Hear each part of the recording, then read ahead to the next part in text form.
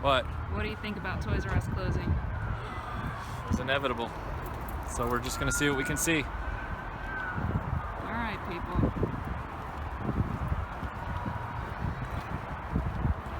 See, it's making the children cry.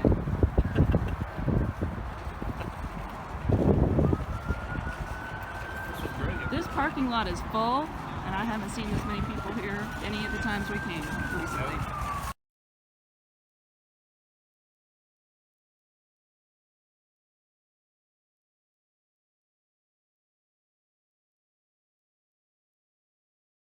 Toys from the 80s and some from the 70s.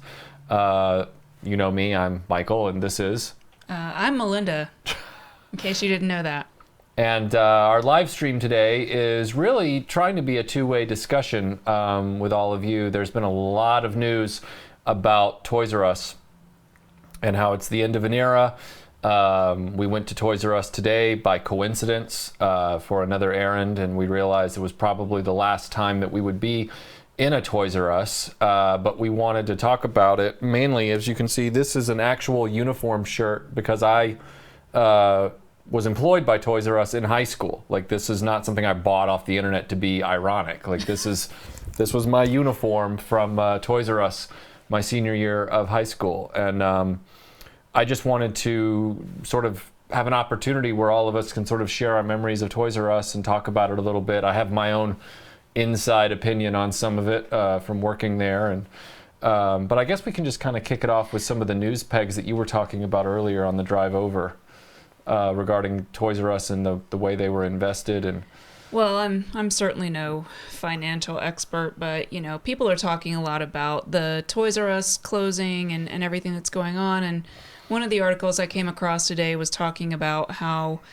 you know, in the 90s, Toys R Us was sort of lagging behind a little bit. So by the time the 2000s kind of rolled around, they were in trouble. And so their board of directors, their stockholders, whatever, decided to go ahead and do a sellout thing. So they sold the company, and it was, again, I don't understand finance. I'm not a finance person, but it was something where it was like these private equity firms who purchased the store, and so they bought it, and one of the main one was Vornado, and then there were a couple others. But anyway, so they had like 20% of the company themselves, so they didn't have a huge interest in making the store successful. So basically they were just taking a ton of money off the top. Toys R Us was basically then forced to pay them hundreds of thousands of dollars a year to manage or not to manage, but yeah, to advise them and stuff. And according to this article anyway, they didn't give them the best advice. It seems like that's true because Toys R Us doesn't seem like they did a lot to stay competitive in the market with everything that's changing. A lot of people seem to like to blame Amazon and, you know, the advent of video games and cell phones and all of that. And I'm sure all of these things actually played into it. But, you know, it doesn't seem like they did a lot to remain viable. And when we walk through there today, it did hit me that it's still really the one place, at least here in Atlanta, that you can go to see all of the toys, all of the games, all of that kind of stuff in one place, and sort of get an idea of what it looks like in person if you're considering buying something but you're not sure and you kind of want to check it out. So it's kind of a bummer, but at the same time, they probably haven't been doing a lot to remain viable. Just real quick, last year, or a couple years ago, when I did the Christmas video with the Christmas catalogs, I had tried to get a copy of the Toys R Us catalog, and I called several different stores, and you know, they were like, well, we just don't really have them. We don't know how you would get one. You know, and it seems like, I know people are moving to the online thing, but I mean, it's probably helpful, I would think, for parents to have a paper catalog if they wanted one, to be able to have their kids go through and sort of, you know, make their wish list. So right. Anyway, maybe I'm just old-fashioned, but it was just kind of weird. So what was your experience like when you first started working there? How did you come to work at Toys R Us, and what was that like? Well, we had already been familiar with Toys R Us growing up. So I know you grew up in a small town in Alabama, so I don't know how accessible a Toys R Us was to you. Did you ever set foot in one as a kid? No, I actually never did. I heard about them and I thought they looked awesome, but we didn't have any anywhere near me as far as I was aware. Right, because when I was first growing up in Nashville, the Toys R Us was all the way near downtown. It was near Opryland. And that was a theme park back then in Nashville. It was a, sort of a... Is it not now? It's not there anymore. It was like Really? It was like Wow. a Six Flags equivalent type thing. But we would go to places like Service Merchandise and Hills and Kmart and Zayre's and even the toy sections of Sears, JCPenney. We had a Target. Wow, you had it all. We had a Target, but we did not have a Toys R Us near us. Toys R Us was a special trip. Other towns around the south of the United States had dedicated super toy stores, but they were almost local. Like here in Atlanta, it was Lionel's Toy World, and then in Memphis, Tennessee, it was Children's Palace. And I used to go to those, when I would visit my grandparents or be on a business trip with my dad. You and your dad walking in with suitcases and No. So my first experience with Toys R Us was going to the one down near Opryland, which was kind of a haul for us. And but the first toy that I ever got at Toys R Us was Lone Ranger and Silver from The Legend of the Lone Ranger. It was the 2-pack of both of them. And I think it was on clearance at that point, and that's why I was able to pick it up. And then we took another special trip to that Toys R Us the next year, which was probably 82, 83. I guess it would have been 83. And I got the Micro Collection Bespin control room from Star Wars, the Kenner line. But then finally a Toys R Us opened up at the Hickory Hollow Mall area near my house. And that was a big deal because suddenly I wasn't going to Service Merchandise as much as I was going to Toys R Us. But, you went to Toys R Us to look at everything. exactly, which Yeah. is kind of why I like going there now. I mean, it's just kind of cool to see all that stuff in one place. Right. Yeah, like there were choice pieces that I ended up getting from Toys R Us, whether I was aware of it or not. Like this Millennium Falcon is from that Toys R Us that moved close to us and was there for many, many years. And then the B-Wing fighter, which you can't see, which is just over Melinda's left shoulder in the case, that's also from Toys R Us. But, real quick, somebody just mentioned I do remember the Toys R Us shopping spree contest. And I remember seeing ads for that. Like, I don't remember if it was on TV or in catalogs, but I remember thinking that was like Mecca for me. Like as a kid, I was just like, oh my God, really? Like there's a whole toy store that big and you can just like anything you can fit in your shopping cart is yours. Do you remember that contest? Right. Yeah, the big sweepstakes thing where Man. that was every kid's dream. And I don't know any kid. I've never even met anybody online that was that kid that won. Got to track that person down to see if it was all a hoax. Right. And get them on the podcast and interview them. So if Yeah. anybody knows somebody who won that contest and they'd like to be on the podcast, let me know. Yeah, seriously. But I started working there in 96, which was the beginning of my senior year of high school in Atlanta over by a mall here. And it was weird because Yeah, don't disclose the location it would be. North Point Mall, no one on the stream knows where that is necessarily. A lot of our supporters aren't from this place. But anyway, so I got a job there. I started working there to get the new Star Wars figures that were coming out in the 90s. I wanted to be able to get all of them. And so most of my salary went back into getting these toys. But, I just remember, the long nights at Christmas, the crazy parents coming in trying to get the hottest item. I was there for the Christmas of Tickle Me Elmo. I was there for the Christmas of Buzz Lightyear. I had just missed a few years before that, the Power Rangers Christmas. But, they literally told me that Christmas that we got in one box of Buzz Lightyears. And I remember pulling it out of the back, and my coworkers, they said, okay, Michael, here's what's going to happen. They said, you're going to step out of the storage area, the back room. You're going to upend that box, dump it right on the floor, and run. And I was like, oh, you guys are kidding me. That totally violates, policy about presentation and customer service and all that stuff. And they said, all bets are off right now. They said, this is a week before Christmas. They said, there are no rules anymore.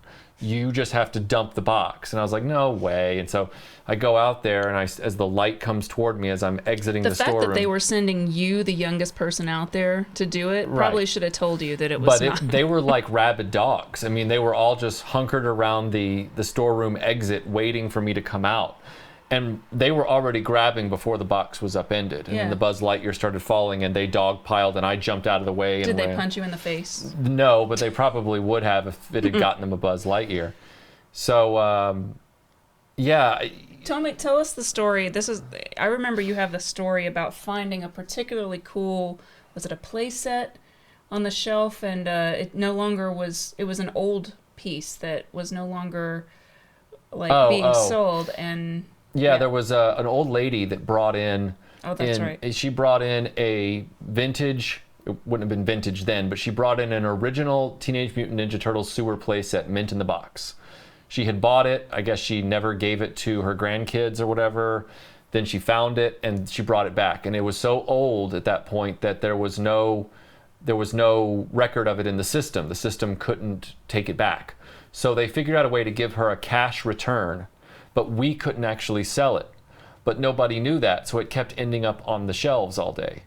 And then it was late enough in the Turtles run that nobody cared yet. Like the Turtles were still kind of there, but not really. And then, so people were passing it up. Customers weren't taking it to the register, but I kept looking at it going, that's a shame. And this one guy that I worked with, he got really upset that it kept showing back up on the toy aisle. And after closing, when we were cleaning up, he grabbed it out of a restock cart from this girl that I worked with, and he said, don't put this back on the shelf. And she said, why? It's brand new. And he said, we can't sell it anymore. And she's like, I don't understand. And he ripped the box in half right in front of her. He was like a big guy. He just ripped the box in half right in front of her, and all the brand new content spilled out. I was actually kind of devastated because I knew that, that was a minty example. Didn't they insist, though, that you chuck it? Chuck it. Yeah, we had to throw it away. But that was part of the... And that is why Toys R Us is failing today. It's the karma from that action on that day. No, but I mean, honestly, I know that the business deal that you were talking about has a lot to do with why Toys R Us started to suffer. But there were other factors. It was a perfect storm of things that were going on. We've talked about all the competing toy companies that got eaten up by the big conglomerates, like Mattel and Hasbro essentially ate everybody except Playmates, and then there was like just this drought of creativity and innovation on toy aisles to this day. There's not the variety, there's not the competing ideas, there's not the new concepts, and like there was back in the day. Back when we were kids, it was Crystar was there on the shelf with Black Star, which was there on the shelf with Dragon Riders of the Styx, which was on the shelf with, name it. I mean, Transformers and GoBots and Mask and Star Wars and just everything. All of this. It was all this stuff. And so you walked in, and every single one of those that I've just mentioned was made by a different company. And so you had real competition in the marketplace. So that's a factor. Their distribution of the toys they do make is problematic, because that means that what people want isn't making it to the stores. Yeah, but I also think that they could have done, I don't know, they could have at least tried some other things to get kids to want to go to the physical store. Like, if kids want to go to McDonald's because they have a Playland, why doesn't Toys R Us have a Playland?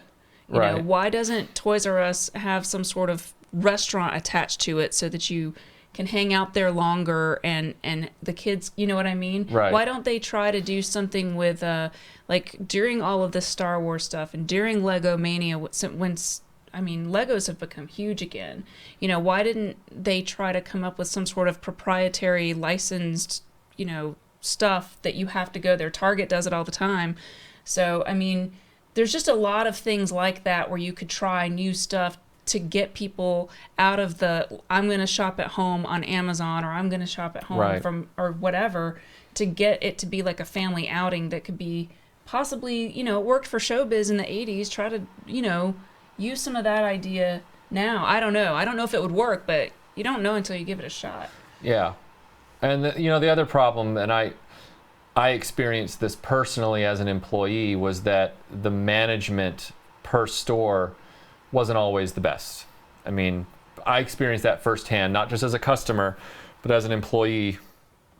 You know, I remember one time my boss, he wanted to save face because there were 2 Michaels working at the store. And I think when he called me to tell me what my shift was for the next week, he was reading off the wrong guy's line. So I walked, because I never went in at the wrong time, and then suddenly I'm there at the wrong time. And they made it this interrogation. They pulled me into the back room and tried to get me to tell them why I couldn't remember, you know, what time that he called me the day before. And this was before the cell phone. Like, I didn't, you know, and I said, I don't keep a record of when people call me, sir. And he was accusing me of being on drugs. And he was telling me that I was he said I was either on drugs or I was stupid, which I thought was classy. Which choice would you prefer? Yeah. So it was a real mess. And then in graduate school, I tried to get a job at another Toys R Us while I was in grad school. And I figured since I had prior experience at a Toys R Us that they would start me at a better, you know, wage or whatever it was. And the manager there was just like, no. And I said, okay, well, I've had 3 years of experience at another Toys R Us and all this other work experience. No, this is what you get. And I'm like, then I'm not going to work here. I mean, there were a lot of things going on. There's no justice in retail. No, there's not. Anyone who works retail out there, you know what I'm saying. I don't know. I would be curious to find out what other people out there are saying about the Toys R Us closure. It was a fun place to shop and visit on occasion. Well, what I'm wondering about is, you know, back in the 80s, in addition to there being a lot of diversity on the toy aisles, there was a lot of other diversity in terms of other toy stores. Like, there were a lot of other stores, like in the malls, back when we had malls. Like, there was, Circus? And, Circus World. Yeah, Circus World. We had K&K toys. KB toys. No, there was KB. Yeah, I know. But we had K&K, okay, which is also a chain. Then there were other independently run toy stores that were in malls, like Phillips Toy Mart was one in Nashville. And they carried all this stuff. Like, they carried, you know... there were a number of them, but yeah, they all started to close up first. So when did they close? The 90s? Circus World gave the Circus Worlds and the K&K toys, and those gave way to KB, and KB became the de facto mall toy store. Even FAO Schwartz, which was in some of the higher end malls, it couldn't compete with the number of KBs. And then finally KB shuttered everything, and then FAO Schwartz had to, you know, close up shop. And then Toys R Us was the only one left. Well, I remember the only toy store that I ever went in initially was Circus World. And when I lived in Alabama. When we moved to Alaska, I think it was KB, if I remember correctly. I was getting a little past that point. So I only had one mall. It's the Bentley Mall in Fairbanks, Alaska, and that was over 100 miles from where I lived. So I didn't get to go there very often. Right. And it's a very, very small city, and it's a very small mall. So there's not a lot of choice there. But I remember when I was still really into My Little Ponies, because those were my prime pony years, trying to find stuff there, and there just wasn't much. But of course, you're talking about Alaska, so I mean, I don't know. Right. You're going to pay a premium for your ponies in Alaska. That's a quote that's going to go on a T-shirt. But yeah, I mean, I would be curious to find out, you know, because I went to some Toys R Us's in the UK when I lived there as well, and I know they're shuttering those too. And I've seen some chatter online from people saying, yeah, you know, they're closing them up here, but you know, we never went there. And a lot of people have talked about, both stateside and in the UK, how expensive Toys R Us was compared to other stores. When I was growing up, it was always the mall store that was the most expensive, because they were paying the mall rent. Circus World was always more expensive. Super expensive. Yeah. I mean, my parents were like, if we can't get it at Walmart, you're not getting it. Right. And or maybe the Sears catalog, you know, for Christmas time or whatever. Right. But yeah, I mean, I do a lot of looking for toy stores because I'll go on the internet and look for vintage toy stores, places that sell, older stuff, usually weird antique mall type places. But because I do so much traveling for work, and so when I'm in a different city, I try to see, okay, well, is there some kind of, must see cool vintage retro something here in this weird city I'm in? And I put that into my phone and I come up with like toy stores that are like the independently owned toy stores that you're talking about will also pop up in that. And what I usually see there is not a toy store like I would want to go to if I were a kid. It's like these educational toys, which is, not nearly as much fun as... And I mean, I get it. Like, I even see some comments coming by saying, oh, well, kids are only interested in tech. But I mean, even if that's true, they have peripherals that are related. Like, say they're really into a video game, they may still like a plushie of the video game character, or so I still think that kids could be enticed to do some of that stuff, but I just don't see a lot of that. I mean, I don't know. Maybe I'm totally wrong. I don't have kids, but anyway. Well, I wanted to throw it out there to everybody online, if you could talk to the leadership at Toys R Us and talk to the toy industry, and you could only ask them one question, what question would it be, about this whole situation? Because I would want to look at the toy companies and say, for example, Hasbro, Mattel, a good percentage, like I think it's something like between 11 and 15% of their annual sales came from Toys R Us. Their stock went down the day that Toys R Us announced that everything was closing. Well, yeah, it seems like this is a weird analogy to make, but like here in Atlanta, we have one. This is where my industry, like nursing thing, comes in. But we have one level 1 trauma center, and all of like the really like significantly heavy cases, like car accidents, stabbings, whatever, go to that hospital, but also all of the indigent folks tend to go there because of its location. So all of the other hospitals in town end up supporting and paying money to that hospital to keep them there, because guess what happens if that hospital, which is Grady, goes under? All those people come over. So it benefits everyone for this to be, and I know it's a little bit of a weird analogy, but I'm saying if Toys R Us being there benefits Hasbro and Mattel, then shouldn't Hasbro and Mattel also have been trying to ensure the success of Toys R Us, and for that matter, other toy stores? Because we've talked at length about the distribution problems and them not having stuff. Even at the Toys R Us that we went to today, walking down the toy aisles a year ago looking for Star Wars stuff, they had like the one figure, some random weird off the wall figure, and they'd have like 10 of them and nothing else from a line, and it's just like, what's going on? Well, the distribution problems have been going on since at least 2011 with Hasbro. Mattel has really shrunk its footprint to the point that they really only do DC stuff and then their Fisher-Price lines at this point. And Barbie, but they're not really doing a lot in the space. It's odd to me. I'm not really sure how these corporations make their billions at this point anymore. Is it by selling? Someone suggested that maybe Hasbro and Mattel will start their own toy stores.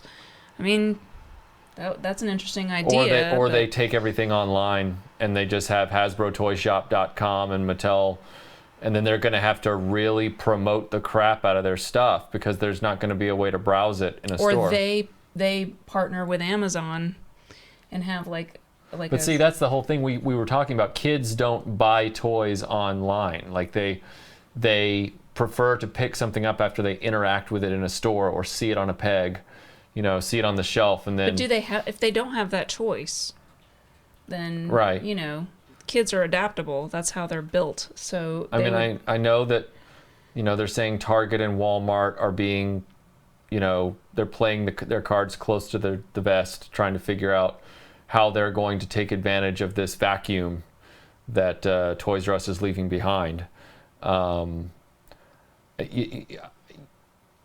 My sense of it is that we're already having problems with lack of innovation in toy lines, too few players, so there's no competition. And now Toys R Us is going under. You can say it's all related to the, hedge fund, whatever it's called, that got rid of Toys R Us, but Private equity firm. But there's other factors that contributed to it, and one of those is the downward spiral of toy innovation. I mean, they're not putting out enough product, and the product they are getting to the shelves isn't interesting. And do you think that the creators at these toy companies have sort of adopted the mentality of, well, these kids these days, they don't care so much about toys, so there's no point in, maybe it's hard to sell it up the food chain at a toy company like Hasbro to say, oh, I want to build a play set like this, like they did at Imaginext, because it's hard to get a senior sales executive who may or may not be an art designer type of person. They're sort of more of a corporate by the book person, and they're like, well, right now I'm looking in the marketplace and I just don't see that these things are selling. And you're like, well, they're not selling because there's none of them out there. And they go, yeah, but I don't see them selling, so we're not making that. I can see that happening 100% just based on my knowledge of corporate culture and, what's happening in films these days. What's popular? Marvel movies. Well, we need to make 20 things that are just like the Marvel movies, so we're going to flood the marketplace with more things like Marvel movies because they're successful. And you have another idea for something totally different, and they're like, those things aren't popular right now, so we're not going to make your movie. Well, if you look at Thor Ragnarok and Black Panther, those two movies were immensely successful, and they came back to back. Boom, boom. It was like Thor Ragnarok, Black Panther. You would think that there would be this very robust toy line full of action figures and play sets and vehicles that would come out alongside them, right? Yeah. No, there's not. There are 5 Thor Ragnarok Legends figures at $20 a piece, clearly for adults, and then there's about 3 or 4 Black Panther figures in Legends line, $20 a piece, clearly for adults, and everything else is just slightly overpriced garbage with nothing holding on to it. So it's amazing to me that they walked away from a model that was proven in the 70s, made immensely successful in the 80s. We're talking about action figures, vehicles, and play sets. Carried on into the 90s very strongly. Then it just kind of, these toy companies in the 90s, that's when they started buying other companies. That's when they decided, well, we're tired of competing with these companies, so we'll just buy them. And so you can say that it was kids getting into electronics and video games and all you want, but the fact is that, we had video game systems growing up, Nintendo, Sega Genesis, Super Nintendo, and it didn't stop us from being interested in toys as well.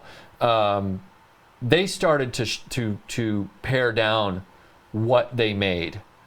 And when you're looking to a kid and saying, hey, do you want to go out and buy this action figure? Well, if there's no collect them all possibility, if there's no cast of characters and there's no fleet of interesting vehicles and there's no Barbie's dream house to go home to or Pony Palace or Fortress of Fangs or Castle Grayskull, it doesn't get the kid revved up to get into this thing, even if the kid never acquires certain items in the line. None of these lines really have that anymore. Right. Ninja Turtles kind of does, but even that I think is going into a flux mode now. I know I'm repeating myself, but this was big news this week, and seems like we do have some questions. I can't see them all as they're coming by really fast on my phone, but I think Tim, Rebecca, do we have? Yes. We have one specific one that was early on. Michael, they wanted to know how crazy inventory was back when you worked there. How crazy inventory was back when I worked at Toys R Us. It was pretty insane. I mean, we had tons of figures. Like, I was there the winter that the Star Wars Special Edition came out in the theaters, and we had a whole section devoted to Star Wars for months in the front of the store. And they loaded us up, Kenner Toys loaded us up with the new figures so that we could go in the back and keep those big bins full of figures as they started to whittle down and keep the pegs full. Even going so far as to remembering the summer of 1999 when, or the spring, I guess it would have been, when we all went to get the toys for Phantom Menace. Say what you want to about the movie, but they made sure that plenty of stock was on the shelves. Inventory at those stores back then was robust. I mean, you could get plenty of everything. And that's not to say it wasn't selling. It was selling, and then you'd go and you'd get more and you'd fill it up again. And then it would whittle down, and then you'd go and you'd get more and it would fill up again. Power Rangers were hot. Star Wars was hot. Transformers were in their Beast Wars mode, but I guess they still sold. But there were a lot of toy lines. Star Trek toys were, while numerous, they were numerous for a reason, because in the 90s they were very collectible. The inventory was really strong. We have another question that asks, do you think the lack of Saturday morning cartoons had an impact on toy sales? Did the lack of Saturday morning cartoons have an impact on toy sales? I mean, it certainly fragmented the kids' attention, but you had cable cartoons that were also... Yeah, you had Nickelodeon kicking in by then. Yeah, and So- you and other cable like... But did we have toys for things like Powerpuff Girls? I mean, I don't... We had product. I don't know product, if we had... but was it toys? Well, I don't recall toys. Because that was a huge, Right. successful show. I mean, we had things like Superman the Animated Series had toys. The Spider-Man animated series had toys. I'm trying to think forward to some of the other shows that came out, in the late 90s. I know there was toy support for a lot of them. Boys stuff especially had toy support. There was even a short-lived, I believe it was a Flash Gordon reboot on cable, and they had toys for that as well. But as far as even certain live action shows had toy support in the 90s, like Hercules and Right. Xena. There were toys for those for kids. Like, they were sold at Toys R Us, and they were very popular when those shows were popular. Do you think Disney should buy Hasbro? Should and use Disney their buy- Disney stores, retail, and online to sell toys? Should Disney buy Hasbro and use their retail stores online to sell? Should Disney buy Hasbro? I really don't want... No. I really don't The answer is no. I really because don't want Disney buying anything else at this I point. think Disney has its sticky little fingers in enough jars. Yeah, Disney, they've tried to buy Hasbro in the past, or there have been rumblings that they were curious about doing it. They are currently trying to buy all the entertainment assets from Fox, which is interesting. I know that Comcast is actually throwing a monkey wrench in that one right now. But I don't want to see Disney owning the toy companies as well, because once you have that, then you have vertical integration. You've got Disney creating the idea, then the only thing they've got left to do it, they're already trying to own a streaming service exclusively for their own content, which would be the equivalent of Disney owning their own movie theaters and only showing their movies at those movie theaters. So think about that. So you would have Disney making the stuff, owning the stuff, distributing the material, then turning around and making their own merchandise for it and selling that through their own toy company. That's what I believe is called a monopoly. And I think that's not... So they would sell a lot of Monopoly games. You know what I mean? So that's not supposed to be the way it works. I know we're living in a brave new world, but yeah, I don't want Disney in control of all that stuff. We actually have a Toys R Us employee online and is asking, was customer service a main goal when you were employed by Toys R Us? Just curious compared to today.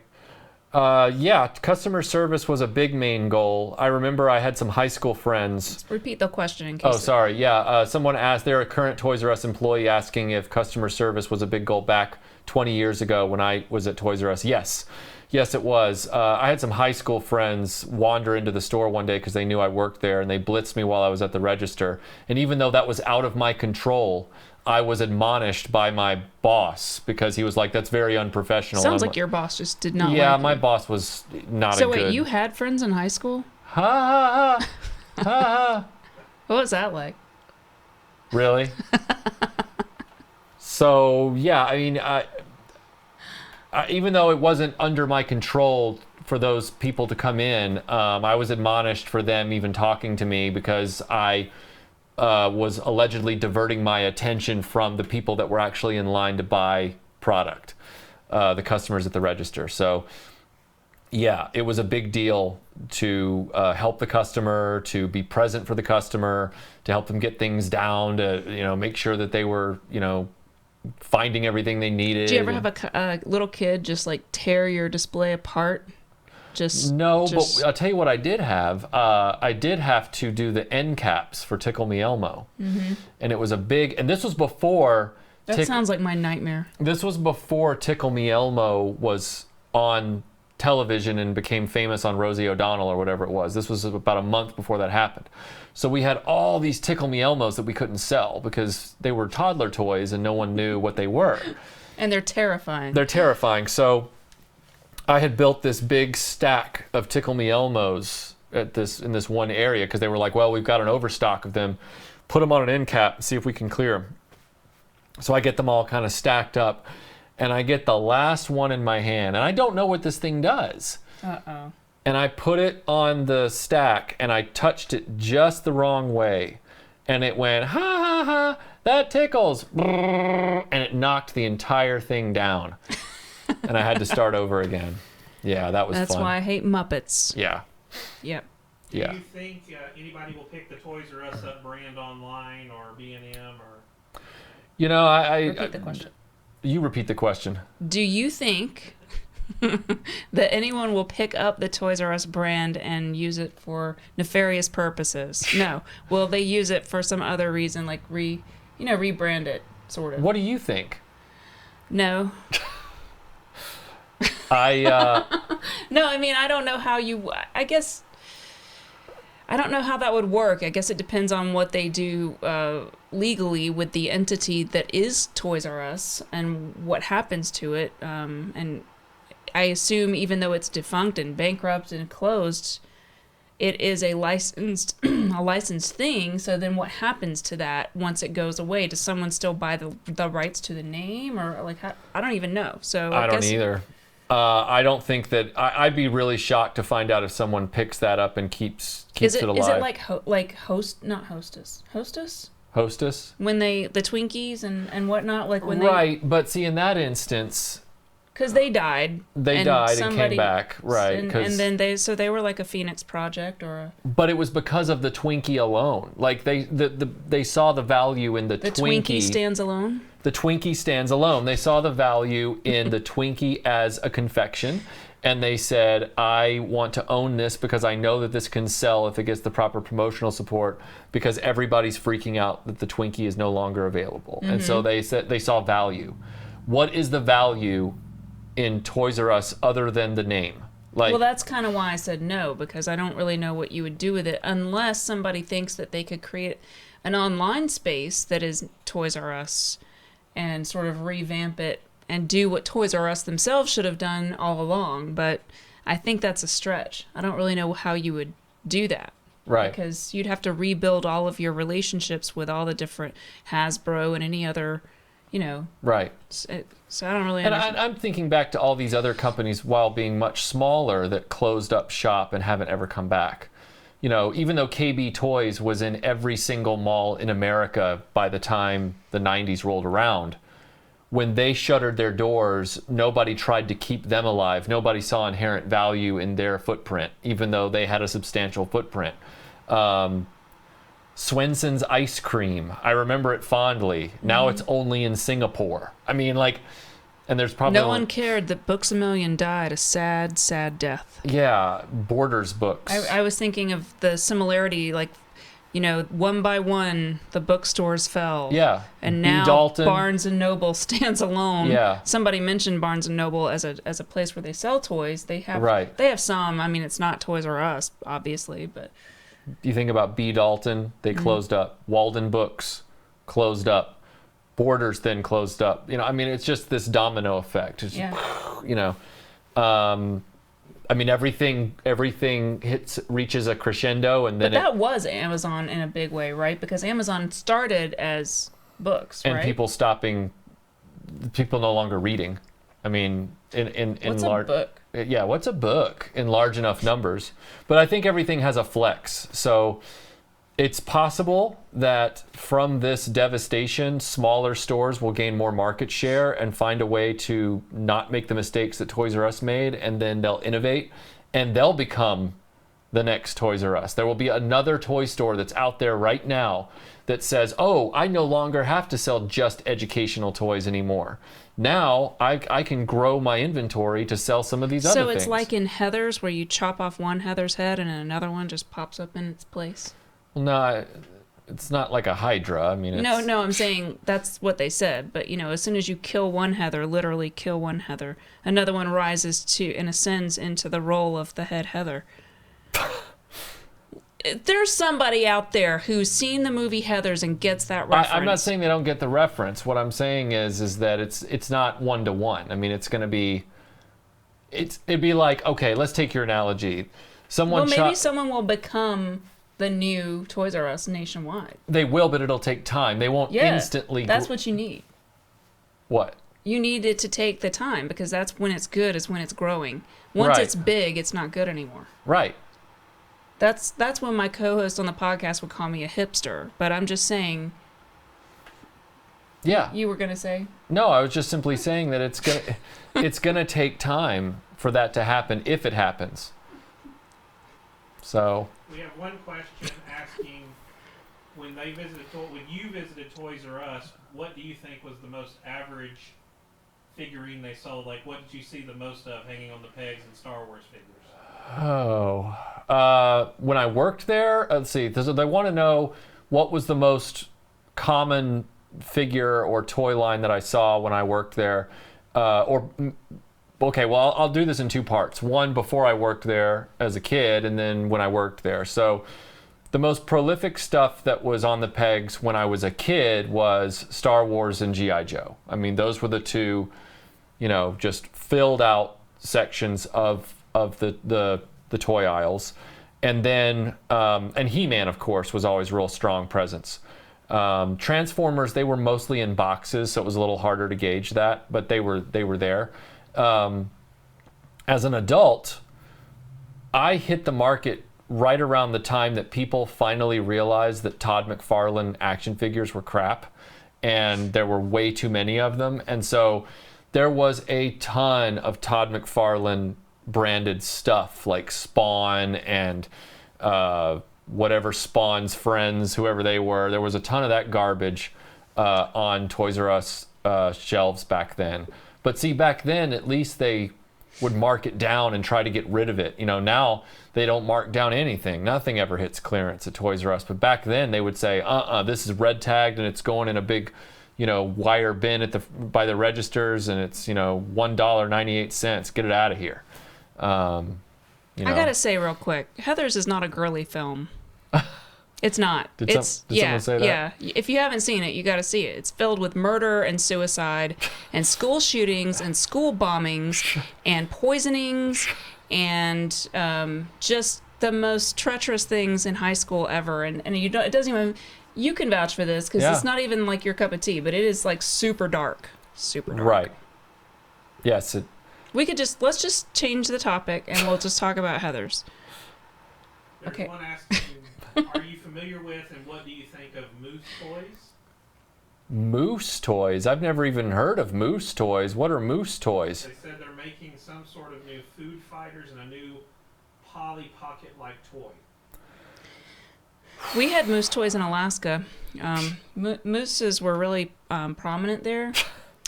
And so you'd see plushies of moose everywhere. I don't think that's what he's talking about. He's talking about a brand name. I know. You're getting all kinds of love for Heathers. I know. I love my dead gay son. Check it out. I'm telling you, it's amazing. You will thank me, Crazy Monkey. This goes out to you. Go out today, rent it, buy it, whatever, and let me know what you think. Okay. Don't watch it with children. Regarding Moose Toys, if they bring back food fighters in this climate, I'm hopeful that they will bring it back as Either they've got some gimmick where they know it's really going to appeal to kids finally, or Maybe they're going to turn them into Polly Pockets, and you can like put them in a wristwatch, and then when you open it, it like flings food at the kid across from. That would be appealing as a kid. Or what's going to happen is they're going to make it a boutique thing for collectors, like the Resurrected Sectars and the Resurrected Bucky O'Hare. It's just going to be high end for collectors, like so many things these days, which also holds no appeal for me because, like I've said many times on the channel, RetroBlasting likes to focus on the stuff you could see as a kid at places like Toys R Us, not the stuff that you get exclusively through some online boutique, and it's like a $350 exact miniature replica of Michael Keaton from Batman with movable eyes. I mean, that stuff's cool, but I don't really need I had it. an image of like Scooby-Doo, like with the painting with the eyes moved. That's what it is. But Michael Keaton doing it. No, that you literally change the position of the eyes. I love that. Okay, fine, I'll get you one. Yeah. So if you had any year Toys R Us to go back to visit to, what year Toys R Us would you like to visit? If I had any year of Toys R Us to go back to visit to, 1984. what year would it be? 1984. Yeah, it would probably be 1984 because that was right at the time that things were really taking off. You could go with either 84 or 85. Yeah. Or 85, I was thinking, because there's even more ponies.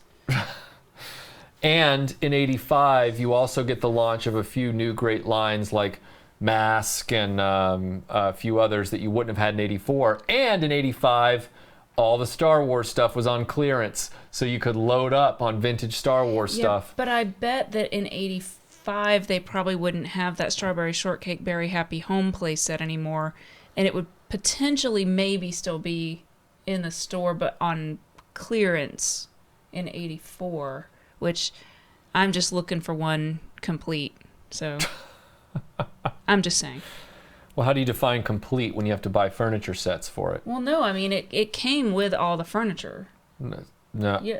Some of them did, some of them didn't. Yeah, but I would get one with the furniture. Oh, okay. All right. It's like buying your house furnished.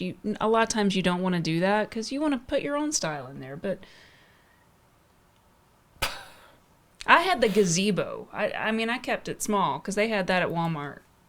The Strawberry Shortcake. I'll stop talking now. No, that's fine. This is all very valid. Keep talking. No, I'm saying they had some cool stuff, and I also agree that they would still have had more of the Empire stuff in 84 than they probably would in 85. They might have had some on clearance, like on a back shelf somewhere, maybe. Okay. 10 minutes. We got him, like Vanna White is walking along in the back, holding up a flashcard, saying 10 minutes. Somebody's actually asking Ask your questions about now. Funko Pops. Somebody else wants to hear Michael rant and rave about Funko Pops. Is it the same person from last time? No, this one asked. This is a new person. Okay. What do you want to know about Funko Pops? Because They asked about the Savage Worlds line. Savage Worlds Funko Pops. Anybody else know about this? I don't know what that is. I don't keep up with Funko Pops. I see walls and walls of them wherever I go in memorabilia shops and toy stores, and I just don't pay attention to them. They are not interesting, and they are not toys. Somebody just said I have an accent. That's a bummer, man. All right. What were Really? You have an accent? What Yeah. kind of accent? I don't know. I don't want to ask. Yes. When you worked at Toys R Us, did you see more collectors or kids purchasing Star Wars toys? When I worked at Toys R Us, did I see more collectors or kids buying Star Wars toys? It was actually a fairly even split in the late 90s. There were the collectors that came in early in the morning because they knew when the trucks came in, and they would hang out with the Hot Wheels collectors and get the latest cars for their collections, and then they'd go to the register and figures. And then the kids would be there throughout the day picking up Star Wars toys here and there. Now, a lot of us who worked at Toys R Us at the time, the younger guys like myself, we were also buying them too. But you know, it tended to be an even split. Advantage kids most of the time. Yeah. There's another question. Yeah. Yes. Who do you think is going to take over as the main retailer for toys now that Toys R Us? Who will take over as the main toy retailer in the absence of Toys R Us? Oh, that's a Let's great. see if I can eradicate this southern accent I'm hearing about. That's a great question. Proud. I feel like it's going to be a default competition right now between Target and Walmart. I've heard some rumblings from the news that, Target might be figuring out a new strategy in the wake of Toys R Us closing up. Other people are saying that Target has no ambitions to expand its toy inventory. There are other stores, like Barnes and Noble, that have been building up a toy inventory, which might be smart given that, all the bookstores have closed up. And then there was another store that I was thinking, Best Buy. Of all the stores at Best Buy is actually selling action figures now. Now, it's not a huge selection, but they've got 2 aisles devoted to toys where they never had before. So, Well, I mean, it could make sense for someone like Best Buy because a huge amount of their stuff is not stuff that all of their movies, that's shrinking tremendously because people don't buy Blu-rays, DVDs, all that kind of stuff in the quantity that they used to. Right. Yeah. So I would think it would be I would say it was going to be Walmart or Target in the lead, but you never know. Somebody like Best Buy or Barnes and Noble could come in from the side and just become the new toy location. Yeah, but then are they also going to fall in this, because both of those, I could make an argument that both of those stores don't have long-term viability. I don't think you're ever going to see a Toys R Us again until a business person passionate about toys that already has a small business doing toys comes forward. Maybe it's possible, I don't know if they'd ever do this, but maybe a big website like Big Bad Toy Store or Entertainment Earth, maybe they start opening up storefronts. Maybe we should open a toy store. Don't say things like that. Maybe it's something like ThinkGeek. Maybe ThinkGeek takes over a market share of it. Well, I mean, certainly they could take over the adult collectibles part, which seems to be where a lot of these companies are focusing their stuff anyway. Certainly Hasbro seems to be, right. Yeah. You see that one? Will we be going to JoeCon in Chattanooga, and will you guys cover it? When is JoeCon? I don't even know when JoeCon is. I've been getting ready for Dragon Con and Hoolanta and the Memphis Bell at Dayton Air Force Base. I've been getting ready for all that stuff, which is coming up in May and then Labor Day weekend. So I'm not sure when JoeCon is. I haven't been keeping up with it. June 21st through the 24th. June 21st through 24th. Is that Chattanooga, Tennessee? I think that's what he said. Oh, well, I mean... Chattanooga. So, I mean, it's certainly driving distance. So, any of you guys out there, you should check it out. I don't know. It's possible. It might be something that we've never talked to them, and they've never talked to us. So it's not like we've been specifically invited. Right. If you run JoeCon, give us a call. Yeah, if you run JoeCon and you're interested in working with us, then I'd be interested in talking to you. Yeah. Here's a question. When you were working there, was there any amazing toys in your store you wish you had grabbed at the time?